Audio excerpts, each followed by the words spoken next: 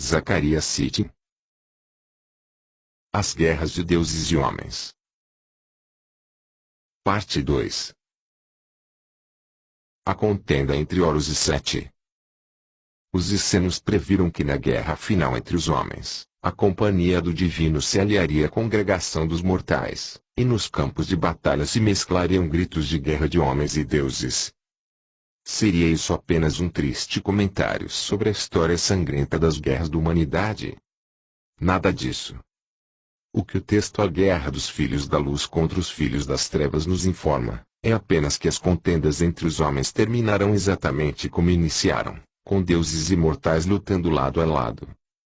Por mais incrível que pareça, existe um documento que descreve a Primeira Guerra, em que os deuses envolveram os mortais. Trata-se de uma inscrição nas paredes do grande templo de Edfu, uma antiga cidade sagrada do Egito, dedicada ao deus Horus.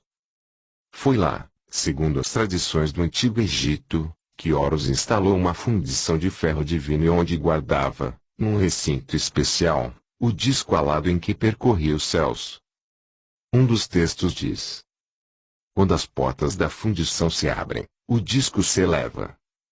A inscrição no templo de Edfu, notável por sua exatidão geográfica, começa com uma data, não relacionada com a contagem de tempo da humanidade, e fala de eventos ocorridos muito antes da época dos faraós, quando o Egito era governado pelos deuses. No ano 363, Sua Majestade, Ra, o Santo, o Falcão do Horizonte, o Imortal Eterno, foi à terra de Ken. Com ele estavam seus guerreiros, pois os inimigos tinham conspirado contra seu senhor, no distrito que ainda hoje tem o nome de Uaua. Ra foi até lá em seu barco, junto com seus companheiros, e desceu no distrito da sede do trono de Horus, na parte ocidental desse distrito, ao leste da casa de Kenu, que desde então passou a ser chamada de Kenu Real. Horus, o medidor alado, aproximou-se do barco de Ra e disse a seu ancestral: ó, Falcão do Horizonte, tenho visto os inimigos conspirarem contra vós, Senhor, para se apoderarem da coroa luminosa. Em poucas palavras, o escriba conseguiu nos dar um panorama geral da situação e criar a cena para a guerra que iria estourar. Entendemos que a causa do conflito era uma conspiração de certos inimigos dos deuses Ra e Horus, que pretendiam conquistar a coroa luminosa, ou seja, a soberania. É óbvio que essa pretensão só podia partir de um outro deus dos deuses. Para sufocar a conspiração, Ra reuniu seus guerreiros e tornou seu barco para ir ao local onde Horus estabelecera seu quartel-general. O barco de Ra, como sabemos a partir de muitos outros textos, era uma embarcação celestial, com o qual Deus podia viajar aos céus mais distantes. Nesse caso, Ra usou-o para descer num lugar distante de qualquer tipo de extensão de água, na parte ocidental do distrito de Dada, ao leste da sede do trono de Horus. Este, então, contou-lhe que o inimigo estava reunindo suas forças. Então Ra, o Santo, o Falcão do Horizonte, disse a Horus, o medidor alado, altíssimo rebento de Ra, meu escolhido, vai rápido, extermine o inimigo que você avistou. Obedecendo à ordem, Horus partiu no disco alado para enfrentar o inimigo.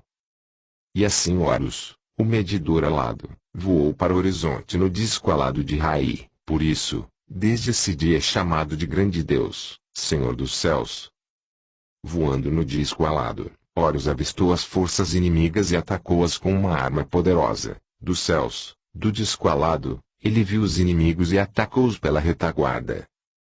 De sua parte dianteira lançou sobre eles uma tempestade que não podiam ver com os olhos nem escutar com os ouvidos. Isso trouxe morte a todos num único instante, ninguém se salvou. Cumprida a missão, Horus voltou para junto de Ra ainda viajando no disco alado, que brilhava com muitas cores e ouviu sua vitória ser oficializada por Thoth, o deus das artes mágicas. Então Horus, o medidor alado, reapareceu no disco alado que brilhava com muitas cores. Ele voltou para o barco de Ra, o Falcão do Horizonte. E Thoth disse: ó, Senhor dos deuses. O medidor alado voltou no grande disco alado, brilhando em muitas cores. Por isso, Desde esse dia ele também é conhecido como o medidor alado, e em sua honra a cidade de Uti passou a ser chamada de Betete. Essa primeira batalha entre Horus e os inimigos teve lugar no Alto Egito. Heinrich Brugsch, o primeiro a publicar o texto dessa inscrição, o que aconteceu por volta de 1870, sugeria que a terra de quem seria a Núbia e que Horus avistou o inimigo em Siena, atual Assua. Estudos mais recentes, como Egipte em Núbia, de Walter B. Emery, concordam que Taquena era a mesma Núbia e que Dada era o nome de sua parte norte, a área entre a primeira e a segunda catarata do Nilo. A parte sul da Núbia era chamada de Cush. Essa identificação é válida, já que Betete, a cidade concedida a Horus como prêmio por sua vitória, era a mesma Edfu, que através dos tempos sempre foi dedicada a esse deus. As tradições afirmam que Horus estabeleceu em Edfu uma fundição onde eram forjadas armas especiais feitas de ferro divino. E foi lá também que ele treinou um exército de Mesnil, povo de metal. Nas paredes do templo dessa cidade, esses guerreiros foram retratados como homens de cabeça raspada, usando túnicas curtas de colarinhos largos e carregando armas nas duas mãos. O desenho de uma arma não identificada, parecida com um arpão, foi incluído nas palavras hieroglíficas para ferro divino e povo de metal. Ainda segundo as tradições egípcias, os primeiros homens a receber armas de metal dos deuses foram os Mesnil. E veremos, com os prosseguimentos do texto, que eles foram também os primeiros mortais convocados para lutar nas guerras entre os deuses. E Horus disse: avance, ó Ra. Procure os inimigos que jazem sobre a terra. Então Ra, o santo, avançou. Astarote estava com ele. Ambos procuraram o inimigo no terreno, mas todos eles estavam escondidos. Como não podia ver o adversário, Ra teve uma ideia, e Ra disse aos deuses que o acompanhavam: guiemos nossa embarcação até a água, pois o inimigo está em terra. Então deram às águas o nome de águas viajadas, e assim elas são conhecidas até hoje. Mas enquanto Ra possuía um veículo anfíbio, Horus não tinha como entrar no rio. Então os deuses lhe deram um barco, ao qual deram o nome de Macá, o grande protetor, e assim ele é conhecido até hoje. Seguiu-se a primeira batalha entre os mortais, mas os inimigos também entraram na água, fingindo-se de crocodilos e hipopótamos, e atacaram o barco de Ra, o falcão do horizonte. Horus, o medidor alado, chegou com seus criados, que lhe serviam de guerreiros, cada um com seu próprio nome, carregando o ferro divino e uma corrente nas mãos, e eles afugentaram os crocodilos e os hipopótamos. Arrastaram 651 inimigos até aquele lugar, eles foram mortos perto da cidade. E Ra, o falcão do horizonte, disse Horus, o medidor alado, que este local seja conhecido como o lugar onde ficou estabelecida sua vitória sobre as terras do sul. Tendo vencido o inimigo no céu, na terra e na água, o triunfo de Horus parecia completo. Tote achou que era o momento de comemorar. Então Tote disse aos outros deuses: ó, deuses do céu, rejubilem-se. Ó, deuses da terra, rejubilem-se. O jovem Horus trouxe a paz por ter conseguido realizar feitos extraordinários nesta campanha. Nessa ocasião, o disco alado foi adotado como emblema de Horus vitorioso. Desde esse dia existem os símbolos de metal de Horus. Foi ele que confeccionou como seu emblema o disco alado, que colocou na parte dianteira do barco de Ra. A deusa do norte e a deusa do sul, representadas por duas serpentes, foram colocadas uma em cada lado. E Horus posicionou-se no barco de Ra, atrás do emblema, tendo nas mãos o ferro divino e a corrente. Apesar de Tote ter proclamado Horus como aquele que trouxera a paz, ela ainda não fora alcançada. Prosseguindo em seu avanço para o norte, a companhia dos deuses avistou dois brilhos numa planície ao leste de Tebas. Ra então disse a Tote: esse é o inimigo, que Horus o elimine apóstrofo. E Horus fez um grande massacre. Novamente, com o auxílio do exército de homens que armara e treinara, Horus conseguiu conquistar a vitória. E Tote continuou dando nomes aos locais onde as batalhas bem-sucedidas haviam se desenrolado. O primeiro combate aéreo de Horus tinha rompido as defesas que separavam o Egito da Nubência, Assuã. As batalhas seguintes, tanto em terra como na água, garantiram ao deus a curva do Nilo que vai de Tebas até Dendera, local onde, no futuro, proliferariam templos e cidades reais. Agora estava aberto o caminho para o interior do Egito. Por vários dias os deuses continuaram avançando rumo ao norte, Horus vigiando do alto, no disco alado, e Ra e seus companheiros navegando pelo rio, enquanto o povo de metal guardava os flancos em terra. Houve então uma série de combates, breves, mas ferozes. Os nomes dos locais, bem estabelecidos na geografia do Antigo Egito, indicam que os deuses atacantes atingiriam a área dos lagos que, na antiguidade, iam desde o Mediterrâneo até o Mar Vermelho. Atualmente ainda restam alguns deles. Então os inimigos se distanciaram deles, dirigindo-se para o norte. Eles acamparam no Distrito das Águas, diante do Mar Mediterrâneo. Seus corações estavam cheios de medo. Mas Horus, o medidor alado, perseguiu-os no barco de Ra, levando na mão o ferro divino. E seus ajudantes, carregando armas de ferro forjado, estavam por todos os lados. No entanto, a tentativa de cercar e capturar os inimigos não foi bem sucedida. Por 4 dias e 4 noites Horus percorreu as águas em perseguição aos inimigos, mas não conseguiu avistar nenhum deles. Ra então aconselhou-o a subir novamente no disco alado, e dessa vez Horus avistou os inimigos em fuga. Horus atirou sua lança divina contra eles e causou grande confusão em suas fileiras, matando muitos deles. Também trouxe 142 prisioneiros, que colocou na parte dianteira do barco de Ra, onde foram rapidamente executados. Nesse ponto a inscrição no templo de Edfu termina e recomeça num novo painel. De fato, inicia-se um novo capítulo da Guerra dos Deuses. Os inimigos que conseguiram escapar foram para o Lago do Norte, dirigindo-se para o Mediterrâneo, que tentavam atingir navegando pelo Distrito das Águas. Mas o Deus encheu seus corações do medo e, quando atingiram o meio das águas, eles fugiram para as águas que se ligam com os lagos do distrito de Mer, com o propósito de se juntarem aos inimigos que estavam nas terras de Sete. Esses versos nos oferecem mais que informações geográficas, pois, pela primeira vez, encontramos uma identificação dos inimigos. A arena do conflito agora era o conjunto de lagos que, na antiguidade, separava o Egito propriamente dito na península do Sinai. Para o leste, além dessa barreira de água, ficavam os domínios de Sete, adversário e assassino de Osíris, pai de Horus. Portanto, Sete era o inimigo sobre cujas forças Horus vinha avançando, vindo do sul.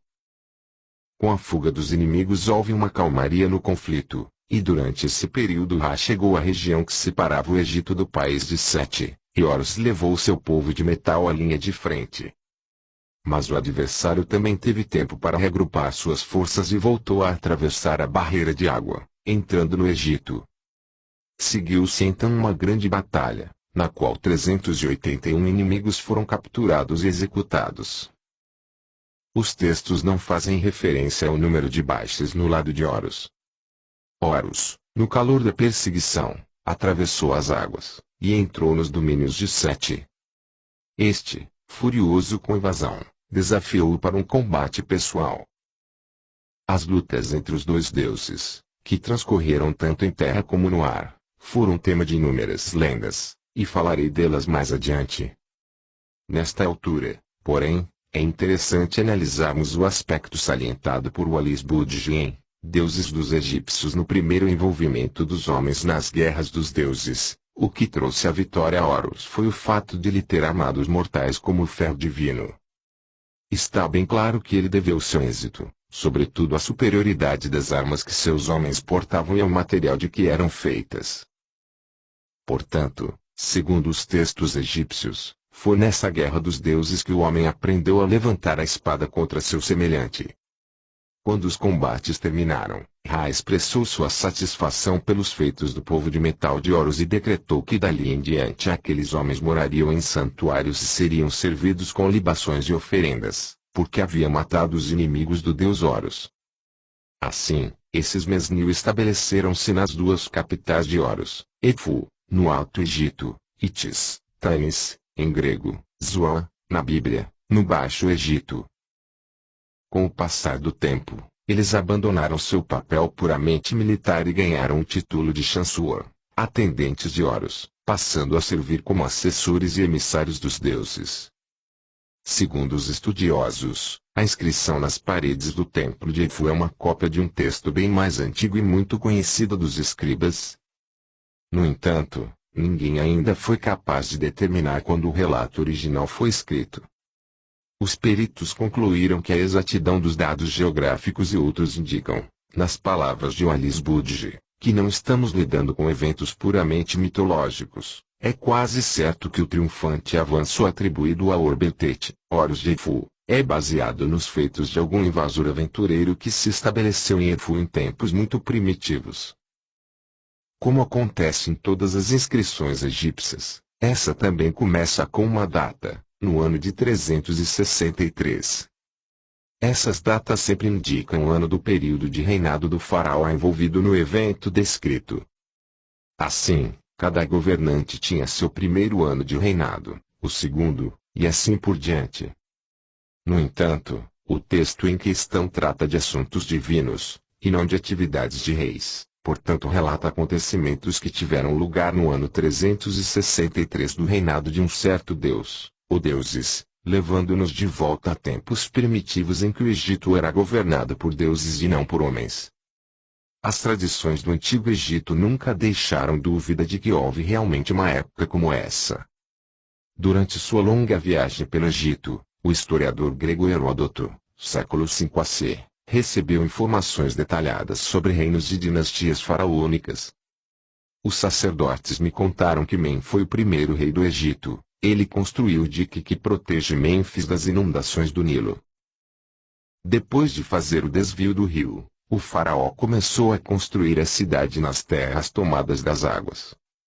Heródoto prossegue, além dessas obras, segundo os sacerdotes, ele construiu o templo de Vulcano, que fica dentro da cidade, um imenso edifício, digno de ser mencionado. O historiador acrescenta, em seguida, os sacerdotes foram buscar um papiro e leram para mim os nomes de 330 monarcas que ocuparam o trono depois de mim. Entre eles, 18 eram reis etíopes, e havia uma rainha, que era nativa, todos os outros eram homens egípcios.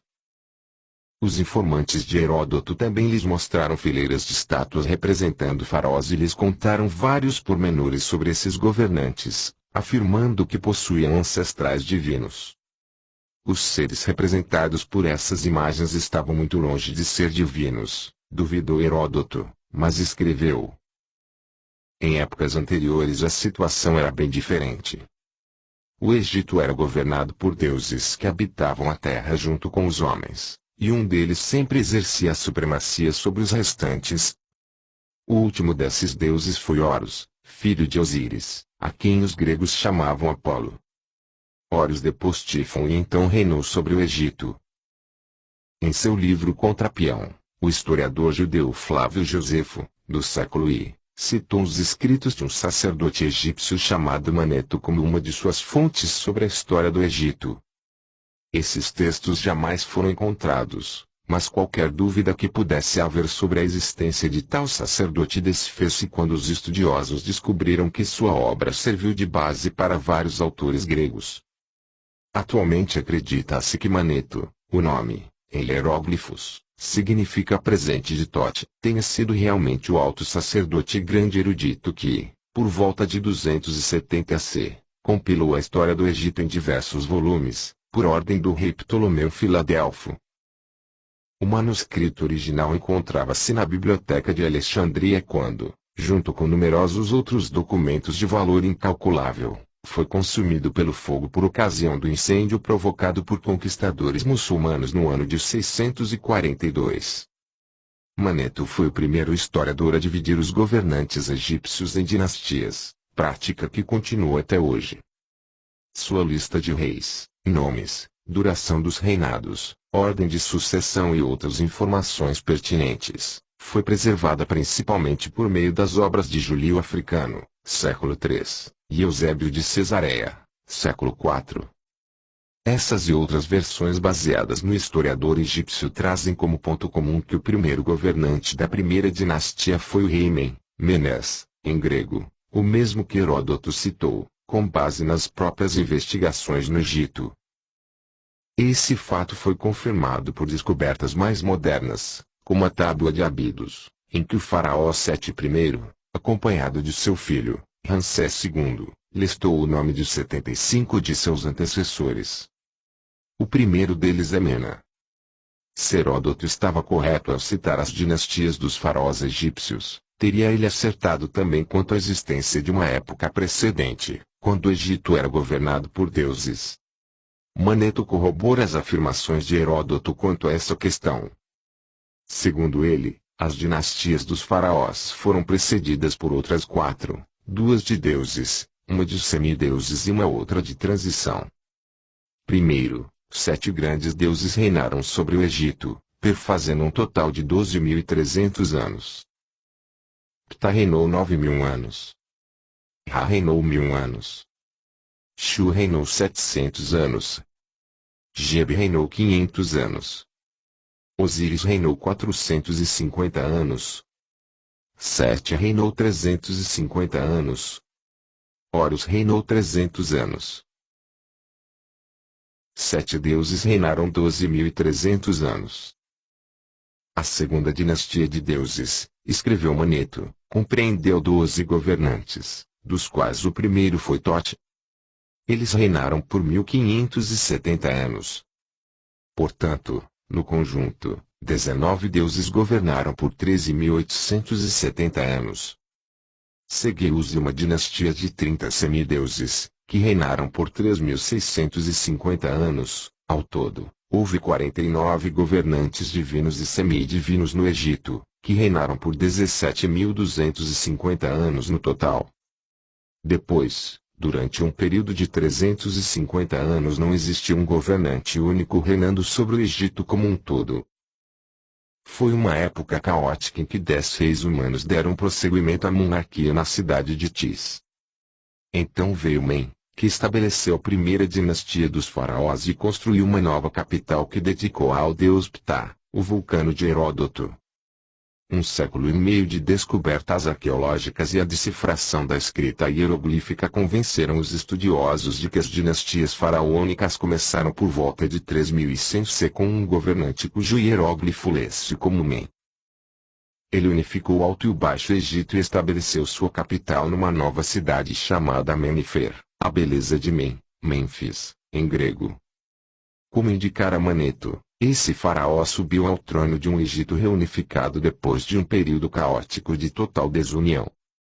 Uma inscrição no artefato conhecido como a Pedra de Palermo preservou para os arqueólogos pelo menos 9 nomes arcaicos de reis que usavam apenas a coroa vermelha do Baixo Egito e reinaram antes de Menes.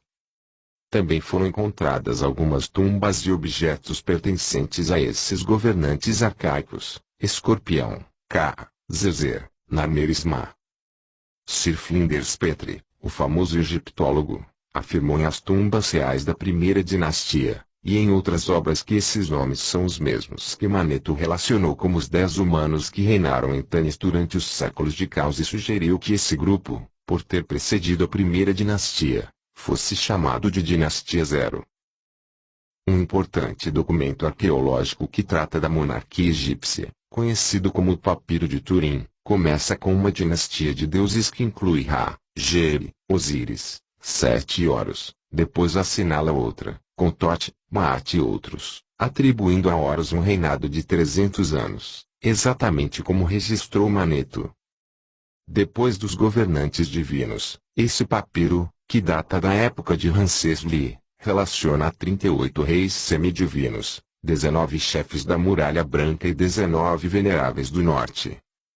E, entre eles Men, citou reis humanos que governaram sob a tutela de Horus e cujo epíteto era Chansur.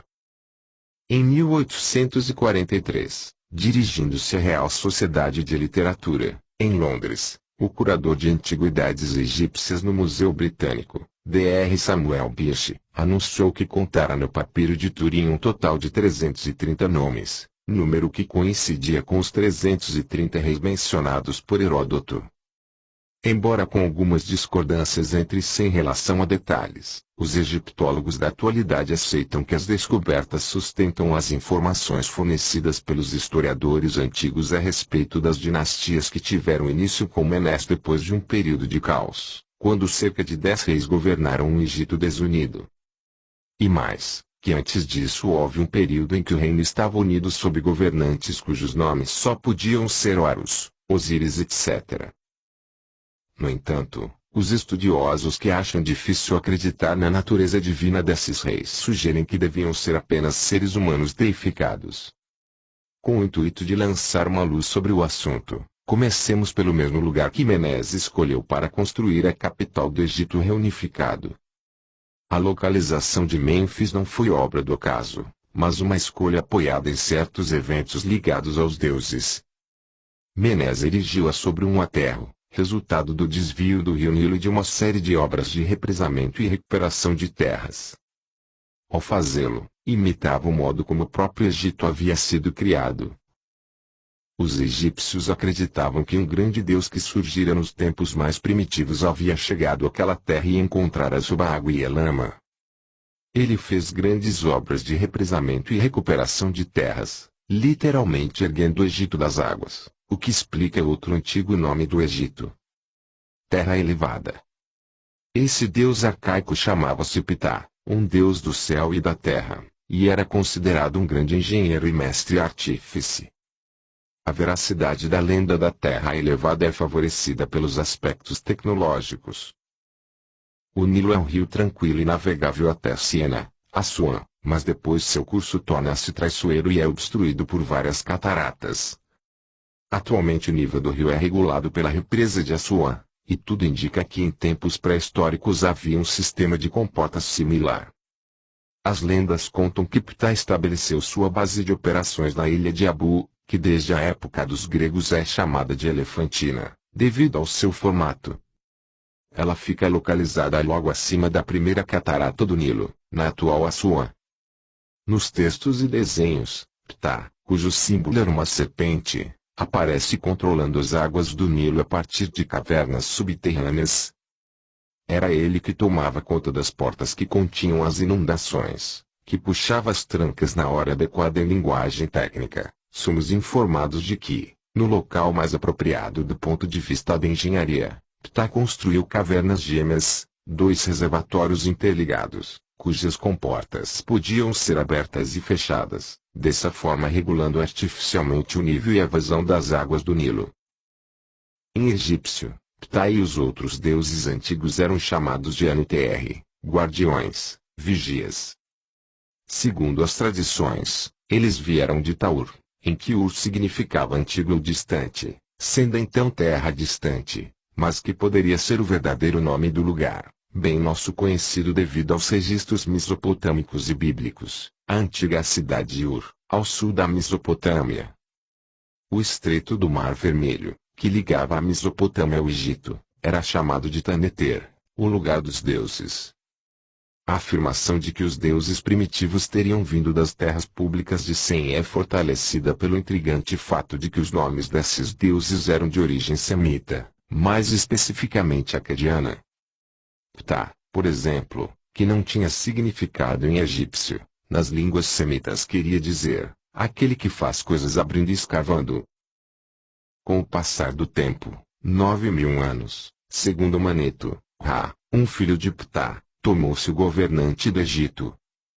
Seu nome também não tinha significado em egípcio, mas, como ele era associado a um corpo celeste e luminoso, os eruditos acreditam que Ra poderia ser brilhante. O que se sabe com certeza é que um dos apelidos desse deus, tinha a conotação semítica de o completo, o puro. Os egípcios acreditavam que Ra chegara à Terra vindo do planeta de milhões de anos, viajando num barco celestial cuja parte superior, cônica, chamada Bem-Bem, pássaro piramidal, posteriormente foi preservada num santuário especial construído na cidade sagrada de Anu, aonde a Bíblia, a Heliópolis dos gregos. Na época das dinastias, os egípcios faziam peregrinações a esse santuário para reverenciar o Bemben e outras relíquias associadas a Ra e as viagens celestes dos deuses.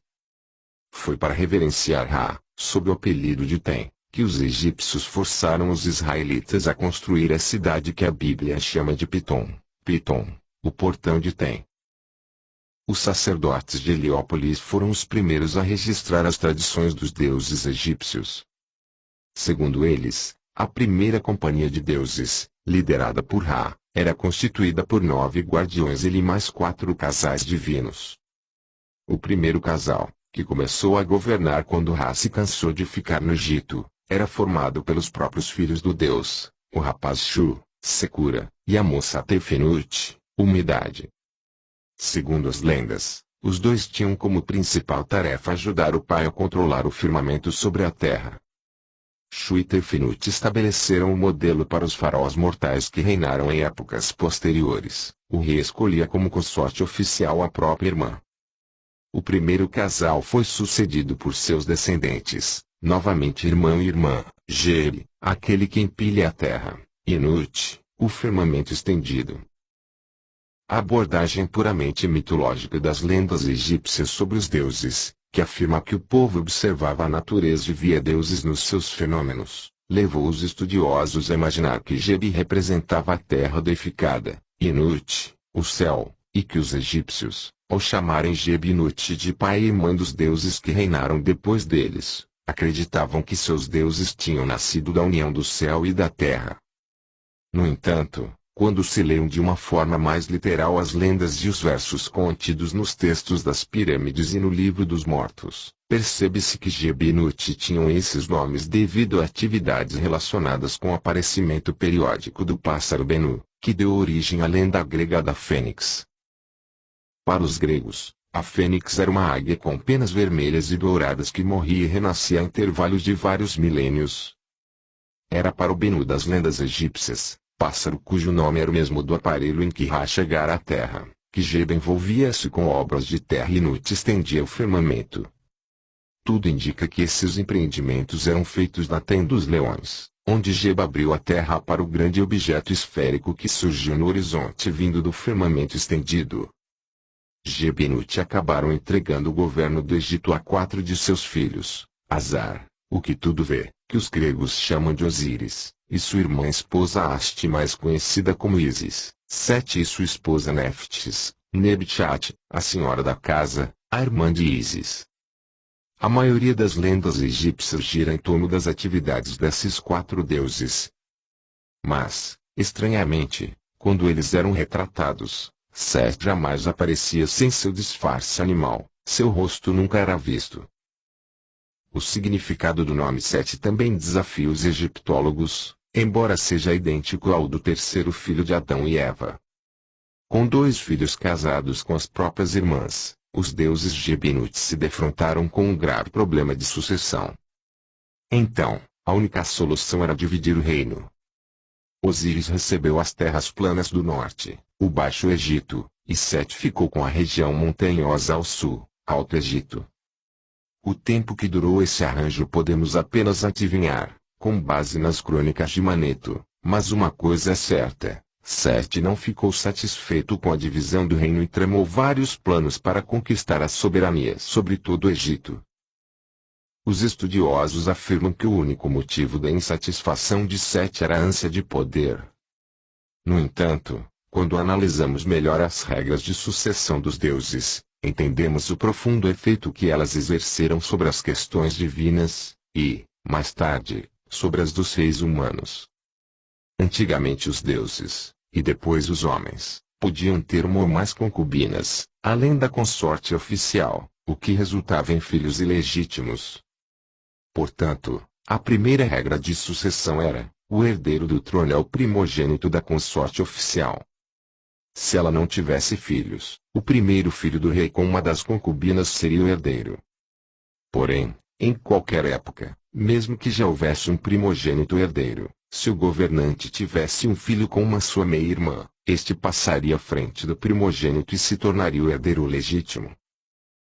Esse costume sempre foi a causa básica das rivalidades entre os deuses do céu e da terra e, acreditamos, explica os motivos da ira de Sete. A fonte dessa nossa teoria é o tratado sobre Ísis e Osíris, escrito por Plutarco, biógrafo e historiador do século I, que registrou para os gregos e os romanos da época as lendas dos deuses do Oriente Médio. Plutarco baseou-se em textos que, segundo a crença na antiguidade, tinham sido escritos pelo próprio Tote, que na condição de escriba dos deuses encarregava-se do registro da história e dos feitos das divindades na terra. Agora contarei em breves palavras a história de Ísis e Osíris, conservando os aspectos mais significativos e omitindo os supérfluos, escreveu Plutarco na sentença de abertura, e em seguida passa a contar que Nut, os gregos a comparavam com sua deusa Rhea, teve 3 filhos, sendo Osíris o primogênito, e Sete, o terceiro. Ela também deu à luz 2 filhas, Ísis e Néftis. Todavia, nem todos tinham sido gerados por Geri. Osíris e o segundo irmão eram filhos de Ra, que procurara sua neta Nut em segredo. Ísis, por sua vez, era filha de Tote, o deus grego Hermes, que, apaixonado pela deusa mãe, retribuía de várias maneiras para recompensar os favores que dela recebia. Então, o quadro era esse: o primogênito, Osíris, mesmo não sendo filho de Geri, tinha um direito à sucessão ainda maior pelo fato de ter sido gerado pelo grande Ra. Mas Sete, pela primeira regra da sucessão, era o herdeiro legítimo por ser filho de Geri, o governante, com sua meia-irmã, Nut. Como se isso já não fosse suficiente para criar a discórdia entre os irmãos, havia também uma feroz disputa entre os dois para garantirem o trono a seus respectivos herdeiros. Sete, para conseguir o direito de sucessão a seus descendentes, precisaria gerar um filho com sua meia-irmã, Ísis. Já Osíris levava vantagem, pois tinha 2 meias-irmãs, Ísis e Néftis, e, portanto, maior probabilidade de gerar o herdeiro legítimo. Para cortar definitivamente a pretensão de Sete de ter descendentes que governassem o Egito, Osíris apressou-se a tomar Ísis como sua consorte. Sete então casou-se com Néftis, mas, como ela era sua irmã plena, por parte de pai e mãe, seus descendentes não seriam qualificados para a sucessão. A raiva de Sete contra Osíris era profunda e amarga, pois este não só o privara do trono como também da possibilidade de vê-lo ocupado por seus descendentes. Segundo Plutarco, a ocasião para a vingança de Sete surgiu quando uma certa rainha da Etiópia, chamada Aso, foi visitar o Egito. Conspirando com seus seguidores, Sete ofereceu um banquete para homenagear a rainha e convidou todos os deuses. Como parte de sua trama, mandou construir um magnífico baú, grande o bastante para conter o corpo de Osíris. Durante a festa, pediu que trouxessem o baú para todos os presentes poderem admirá-lo. Depois, como se estivesse brincando, prometeu dá-lo à pessoa que coubesse perfeitamente dentro dele. Os convidados, ansiosos para ganhar aquela peça de arte, começaram a entrar, um de cada vez. Finalmente chegou a vez de Osíris. Assim que ele se acomodou dentro do baú, os conspiradores correram para perto dele, fecharam a tampa, prenderam com pregos e derramaram chumbo derretido sobre ela. Em seguida, levaram enorme caixa com Osíris para a praia e, no lugar onde o Nilo deságua no Mediterrâneo, na cidade de Banis, afundaram-na no mar. Vestida de luto e depois de cortar uma mecha dos cabelos em sinal de dor, Ísis saiu à procura do baú. Plutarco prossegue: finalmente ela recebeu notícias mais claras sobre o paradeiro da caixa, que fora levada pelas ondas até a costa de Biblos, o atual Líbano. Encontrando o baú, a deusa retirou da água e escondeu-o num local isolado enquanto pensava num meio de ressuscitar o marido. Mas Sete descobriu tudo, apoderou-se da enorme caixa e cortou o corpo de Osíris em 14 pedaços, que espalhou por todo o Egito.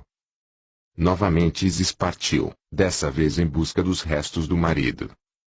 Algumas versões da lenda dizem que ela enterrou as partes onde as encontrou, dando início ao culto de adoração a Osíris nesses locais, que passaram a ser sagrados. Outras afirmam que Ísis juntou todos os pedaços e recompôs o corpo do marido, amarrando com tiras de linho, o que deu origem ao costume da mumificação. No entanto, todos os relatos concordam num ponto: Ísis encontrou todas as partes do corpo, menos uma, o falo. Porém, antes de enterrar o corpo, a deusa conseguiu extrair a essência de Osíris e se auto-inseminou com ela, concebendo Horus. Assim que o menino nasceu, escondeu-o nos pântanos do Nilo para protegê-lo de Sete. Os arqueólogos têm encontrado muitas lendas relacionadas com os eventos que se seguiram, textos copiados e recopiados pelos escribas, dos quais muitos foram capítulos do Livro dos Mortos ou foram usados como fonte para os versos dos textos das pirâmides. Reunidas, elas revelam um drama que envolveu manobras legais, sequestros, uma ressurreição, homossexualidade e finalmente uma grande guerra, o conflito em que o prêmio foi o divino trono. Como tudo levava a crer que Osíris morrera sem deixar descendentes, Sete viu-se diante da possibilidade de gerar um herdeiro legítimo, e para isso tramou forçar Ísis a se casar com ele. Sequestrou a meia-irmã com a intenção de mantê-la prisioneira até obter seu consentimento. Ísis, contudo, conseguiu fugir com a ajuda de Tote. Uma versão da lenda registrada na estela de Metemiche, composta como se fosse um relato pessoal da deusa, descreve sua fuga no meio da noite e as aventuras que enfrentou até chegar ao pântano de Papiros onde Horus estava escondido. Mas, ao deparar-se com o filho, viu agonizando devido a uma picada de escorpião. O povo que habitava os pântanos ouviu os gritos de aflição de Ísis e acorreu em seu socorro, mas não pôde fazer nada para ajudá-la. Então o auxílio veio de uma espaçonave. Ísis lançou um grito ao céu, endereçando sua súplica ao barco de milhões de anos. O disco celestial imobilizou-se e não saiu de onde estava. Então Tote desceu. Ele possuía poderes mágicos, o grande poder de transformar a palavra em realidade. E falou: Ó, Ísis, deusa, gloriosa, conhecedora da boca, nenhum mal cairá sobre o menino Horus, pois sua proteção vem do barco de Ra. Cheguei no barco do disco celestial vindo do lugar onde ele ontem se encontrava. Quando cair a noite, esta luz expulsará o veneno, curando Horus. Vindo os seus para salvar esta criança para sua mãe. Salvo da morte por Tote, como afirmam algumas lendas, imunizado para sempre das picadas de escorpiões, Horus passou a ser citado como um Nextateve, vingador de seu pai. Recebendo a melhor das instruções dos deuses e deusas que tinham apoiado Osíris, treinado nas artes marciais por eles, sua aparência e atitudes condiziam com sua posição de príncipe divino, digno de ser membro da Associação Celestial. Então, num certo dia, ele apresentou-se diante do Conselho dos Deuses para reclamar o trono de Osíris. De todos os deuses que se surpreenderam com o aparecimento de Horus, nenhum ficou mais chocado que Sete. Mas a principal dúvida era: seria mesmo Osíris o pai daquele rapaz? Como descreve o texto conhecido como Papiro Xterbeatino 1, Sete pediu um recesso para ter uma conversa particular e pacífica com o recém-descoberto sobrinho. Voltando-se para Horus, disse: Venha, passemos um dia feliz em minha casa. Mas ele não pensava em paz. Sua mente estava ocupada com tramas sinistras.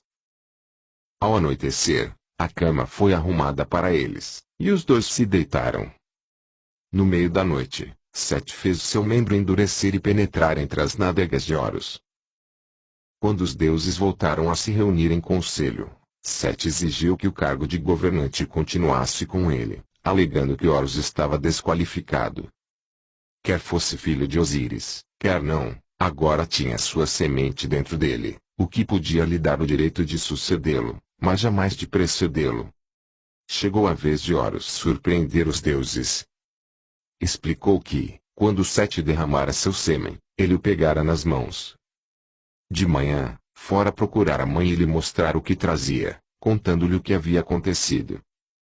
Ísis o mandara endurecer o membro e derramar o próprio sêmen numa vasilha. Em seguida, indo para a horta de Sete, depositaram-o numa alface que mais tarde havia servido de alimento para Sete. Portanto, anunciou Horus, a semente de Sete não está dentro de mim, mas a minha está dentro dele. Logo, o desqualificado é Sete. Atônitos, os deuses pediram a Tote para resolver a questão. Ele verificou o sêmen que Horus levara a Ísis e que ela guardara num pote, constatando que era mesmo de Sete. Em seguida examinou o corpo de Sete e confirmou que ele continha o sêmen de Horus. Furioso, Sete não esperou o fim das deliberações. Saiu gritando que só uma luta até o amargo fim poderia decidir aquela questão. Pela contagem de Maneto, a essa altura Sete reinava havia 350 anos. Se acrescentarmos a esse número o tempo que Ísis levou para encontrar os 13 pedaços de Osíris, e acreditamos que tenha sido 13 anos, foi mesmo no ano 363 do reinado de Sete que Ra juntou-se a Horus na Núbia para ajudá-lo em sua guerra contra os inimigos. Em Horus, Royal Golf Egypt, S.B. Mercer resumiu as opiniões dos estudiosos do assunto com estas enfáticas palavras: a lenda do conflito entre Horus e Sete representa um evento histórico. De acordo com a inscrição no templo de Efu, a primeira batalha pessoal entre Sete e Horus aconteceu no Lago dos Deuses, que daí em diante passou a ser chamado Lago da Batalha. Horus conseguiu atingir Sete com sua lança divina e, quando ele caiu, capturou e levou à presença de Ra. A lança estava em seu pescoço, as pernas do maligno estavam acorrentadas e sua boca fechada por um golpe de clava do deus, Horus. Ra decidiu que Horus e Ísis poderiam fazer o que quisessem com Sete e os outros conspiradores capturados. Mas quando Horus começou a executar os prisioneiros, cortando-lhes a cabeça, Ísis ficou com pena de seu irmão Sete e libertou. Existem várias versões dos acontecimentos que se seguiram, mas segundo a maioria delas a libertação do inimigo deixou Horus tão furioso que ele decapitou Ísis, sua própria mãe. Tote, porém, recolocou a cabeça da deusa no lugar e ressuscitou-a. Plutarco também relata esse incidente. Depois da fuga, Sete escondeu-se num túnel subterrâneo. Após 3 dias, teve início uma série de combates aéreos.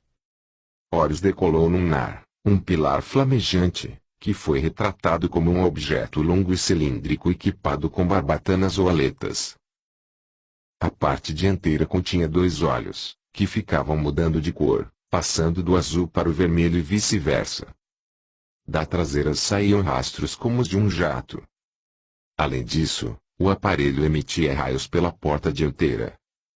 Os textos egípcios, todos escritos por cultuadores de Horus, não descrevem o veículo aéreo de Sete. As lendas falam de uma longa batalha sobre uma extensa região. O primeiro a ser atingido foi Horus, que sofreu o impacto de um golpe de luz saído do veículo de Sete. Unar perdeu um de seus olhos, mas Horus continuou a luta usando o disco alado de Ra, e foi dele que lançou um arpão contra o inimigo. Foi a vez de Sete ser atingido. Ele foi ferido e perdeu os testículos. Possuía uma ponta estranha e que o seu apelido nos textos hieroglíficos era a Arma dos 30. Como nos revelam os antigos desenhos, o arpão na verdade era um engenhoso foguete 3 em 1. Depois do disparo do primeiro míssil, o maior, ficava aberto a caminho para o lançamento dos 2 menores. O apelido Arma dos 30 sugere que esse artefato era o que atualmente chamamos de míssil de ogiva múltipla. Por pura coincidência, mas talvez porque circunstâncias similares resultam em conotações similares, a companhia McDonnell Douglas de St. Louis, no Missouri, deu ao seu mais moderno míssil naval teleguiado o nome de arpão. Os grandes deuses pediram uma trégua, e convocaram os adversários a se apresentarem diante do conselho. Alguns pormenores das deliberações podem ser extraídos da inscrição gravada numa coluna de pedra do Farol Achabaco, século 8 AC, que afirma que o texto é uma cópia de um rolo de papiro muito antigo, já devorado pelos vermes, enterrado sob o grande templo de Ptah, em Mênfis. De início o conselho redividiu o Egito entre Horus e Sete, mantendo as fronteiras existentes na época de Osíris, mas Geb contestou a decisão, preocupado com a questão da continuidade. Como Sete poderia abrir o corpo para gerações futuras? Ele, por não possuir mais testículos, não tinha como gerar descendentes. E assim, Gebe, o Senhor Terra, legou como herança a Horus todo o Egito. Sete recebeu um outro território em que pudesse exercer seu domínio, e, daí em diante, no entender dos egípcios, passou a ser uma deidade asiática. O Conselho dos Deuses adotou a recomendação com unanimidade. Seu ato final é assim descrito no papiro de Nefer. Horus está triunfante na presença de toda a companhia dos deuses. A soberania sobre o mundo lhe foi dada, e seus domínios atingem as partes mais distantes da terra. O trono do deus Ge lhe foi concedido, junto com a patente criada pelo deus Shu. Segundo o papiro, a legitimação da decisão do Conselho foi formalizada por decretos, que estão guardados na Câmara dos Registros. Foi inscrita numa tábua de metal, conforme as ordens de teu pai Pu. Deuses celestiais e terrestres transferem-se para os serviços de teu filho Horus. Eles o seguem ao salão dos decretos. Horus será o senhor deles. Continua na parte 3.